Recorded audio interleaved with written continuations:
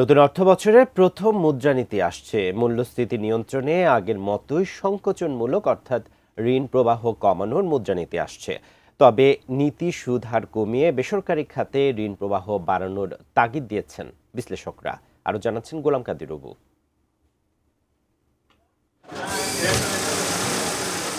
মুদ্রানীতি অর্থাৎ বাজারে টাকার প্রবাহ কেমন হবে মূলত তারই দিক নির্দেশনা। লক্ষ্য থাকে মূল্যস্ফীতি নিয়ন্ত্রণে রেখে প্রবৃদ্ধি বাড়ানো। প্রশ্ন হচ্ছে এবার কেমন হচ্ছে সেই মুদ্রানীতি। মূল্যস্ফীতি এখন ৩৫ মাসের মধ্যে কম ৮.৪৮%।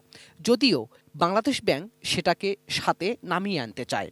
সেজন্য সুদের হার বাড়িয়ে ঋণ প্রবাহ কমানোর সংকোচনমূলক মুদ্রানীতিতেই আছে কেন্দ্রীয় ব্যাংক। আগামীতেও তা অব্যাহত রাখতে চায়। ব্যাংকাররাও এটাকে সঠিক পদক্ষেপ বলেই মনে করছেন। এসি কেনার কথা ভাবছেন? ভিশন দিচ্ছে যে কোনো এসিতে 15% নিশ্চিত ছাড়। এছাড়াও থাকছে মানি ব্যাক গ্যারান্টি নিশ্চয়তা। সরকার এবং বাংলাদেশ ব্যাংক যদি মনে করে যখন ইনফ্লেশন 6 আসবে তখন তারা একটু রিল্যাক্সে যাবে, বা 7 থেকেই শুরু করবে অথবা 7.5 থেকে শুরু করবে, এটা ডিপেন্ড।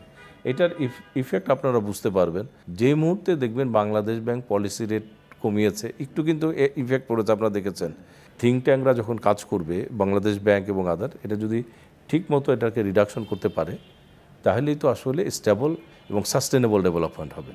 এখন নীতি সুদহার 10%, অর্থাৎ এই সুদে বাণিজ্যিক ব্যাংকগুলো বাংলাদেশ ব্যাংক থেকে অর্থ ধার করছে, যার প্রভাবে বেসরকারি ব্যাংকগুলোর সুদ বেড়েছে গড় সুদ 15%, যার প্রভাব পড়েছে বিনিয়োগ আর কর্মসংস্থানে।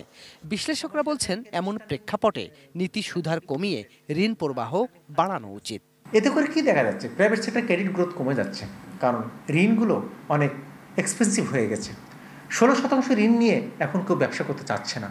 তাহলে আমার প্রাইভেট সেক্টর ক্রেডিট গ্রোথ আমার হিস্টোরিক্যালি এখন লো বাংলাদেশে, এবং প্রাইভেট সেক্টর ক্রেডিট গ্রোথ কমা মানে কি? আমার কর্মসংস্থান কমা, আমার উৎপাদন কমা, আমার রপ্তানি আয় কমে যাওয়া। তাহলে আমি কি করব?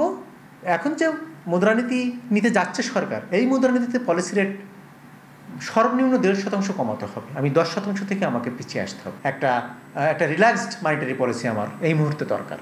অর্থনীতি বিশ্লেষকরা এও বলছেন মূল্যস্ফীতি নিয়ন্ত্রণে সুদের হার বাড়ানোই একমাত্র সমাধান নয়, পাশাপাশি দরকার শক্তিশালী বাজার ব্যবস্থাপনাও। গোলাম কাদির রবু, এটিএন নিউজ, ঢাকা।